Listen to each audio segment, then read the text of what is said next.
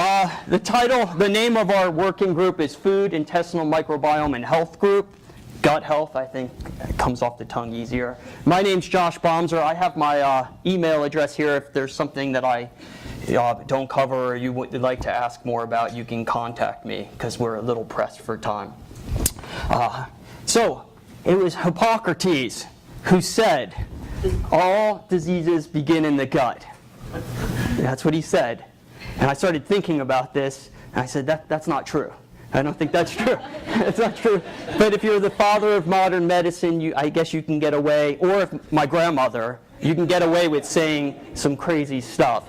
But he was well ahead of his time in the understanding of the role of the gut in modulating health, protecting us from disease. And actually in this picture, he's using some herbs. He's doing some tea infusions to treat disease.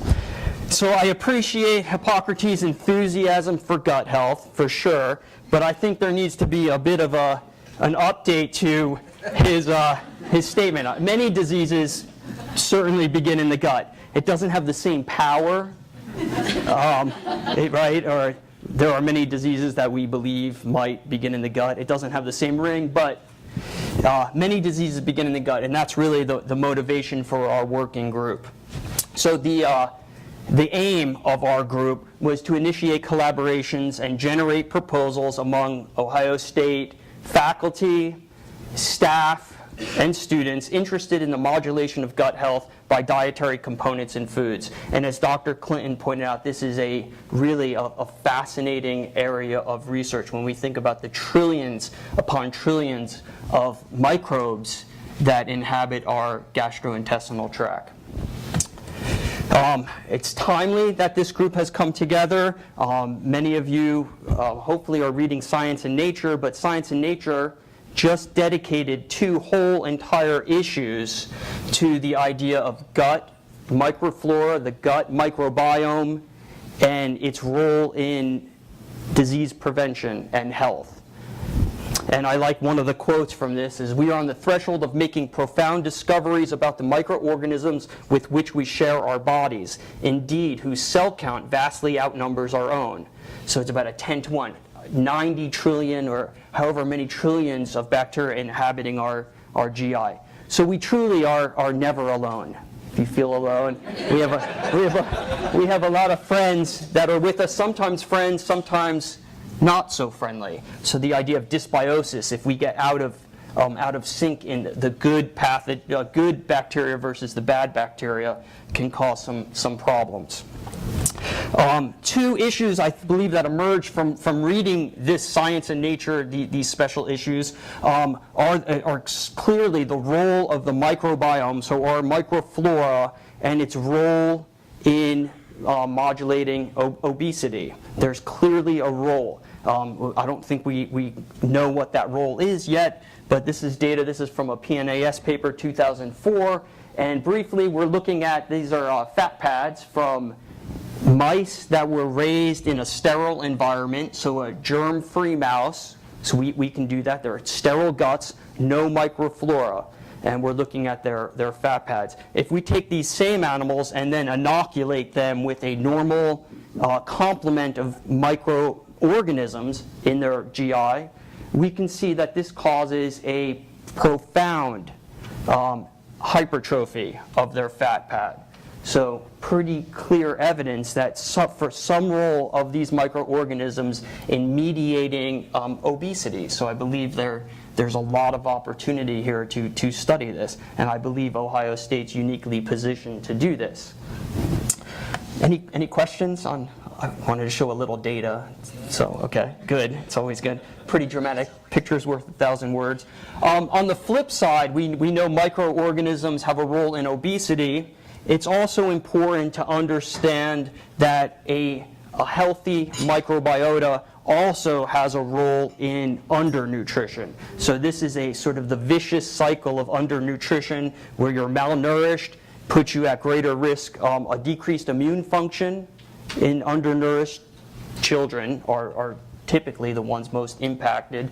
This decreased immune function leads to greater risk for infection with pathogens, And then this can lead to further impaired absorption of nutrients and greater, exacerbation of the undernutrition. And I'll just point out that the gut microbiome plays a role in all of these steps. So food insecurity we'll hear about in the next group with Dr. Spies. So we have a role of microorganisms in both obesity and undernutrition. So our membership of our group, over 20 members, faculty, staff, as well as graduate students, which has been great to have graduate student involvement, representing 5 colleges, and I like to take attendance. So we had really good attendance in our meetings. I was surprised, I'm not a meeting guy, but really a lot of enthusiasm for this area. Some of the activities of our group included mostly roundtable discussions and seminars. We were lucky to have Dr. Mark Morrison from Cicero in Australia. He's a leader in metagenomics, and he spoke to us about the role of microbes in gut function and health, really a kind of a world leader in this area with ties to Ohio State. Dr. Stefan Nievisk of the College of Veterinary Medicine here at Ohio State University was kind enough to come talk to us about animal models that can be developed to study some of the issues related to gut health. So inflammatory animal models, models to study the gut microbiome, raising of germ-free animals, and so forth. And I just want to thank Prosper Boyaka for arranging for this seminar. Thank you. Some of our accomplishments, we were able to come together to some extent and start to formulate proposals and get those funded. Doctors Michael Bailey and Olivo Marston, so from oral biology and public health, so we have 2 pretty distant groups coming together for in our gut health. They were able to secure an undergraduate Pelotonio Fellowship for their undergraduate student, Bob Easterling, to study inflammation in colorectal cancer and the role of stress in mediating this. Doctors Lazinski, Faila, and Clinton have funding to examine the role of alpha-mangosteen, which is a fruit of Southeast Asia that has some pretty remarkable anti-inflammatory activities in the GI. So that's currently going on. I'm sure they'll be sharing some of this data with us either in this meeting or in future meetings. And then Drs. Bailey and you have this very interesting proposal entitled Maternal Obesity and Child Temperament as Predictors of Childhood Obesity, and then looking at the mediating role of the intestinal microbiome on these factors. And I've listed some other co-collaborators on this project. So we've had some good accomplishments. Some of the next issues that I feel are sort of on the cutting edge of gut health, and we can add to this or discuss afterwards, we certainly need to have a better understanding of how diet influences the gut microbiome.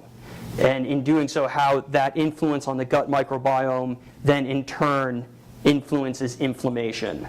And we're starting to make progress in this area, but this is certainly an area of further need.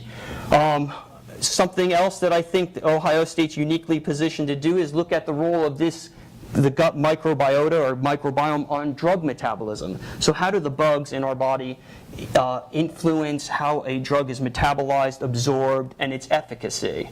It's critical issues. The development of in vitro cultures. So instead of maybe using animal models, can we develop in vitro cultures that we can start to mimic the gut microbiome in a laboratory cell-based model to get at some of the issues related to the microbiome and its influence on inflammation and disease. And then finally, and maybe the most important, advancements in metabolic profiling.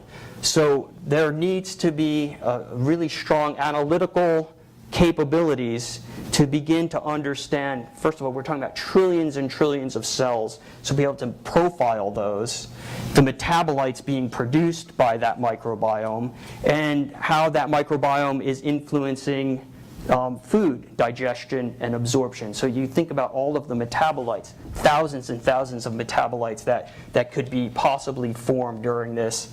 It takes a tremendous amount of analytical capability as well as computing capability, because there's going to be a lot of data generated. And we're uniquely positioned to sort of get at some of these analytical techniques. I'll give a plug to the Nutrient and Phytochemical Analytical Shared Resource, and this group led by Dr. Schwartz, Dr. Riedel, really is starting to look at some of the metabolic phenotypes and how the gut microflora can influence drug metabolism and the ability for some of these microflora to influence health and disease progression. So I think I'm out of time. I will just open it up and say thank you to the FIC leadership and all of the administrators and all members. It's been really a good group to work with. I appreciate it. So thank you.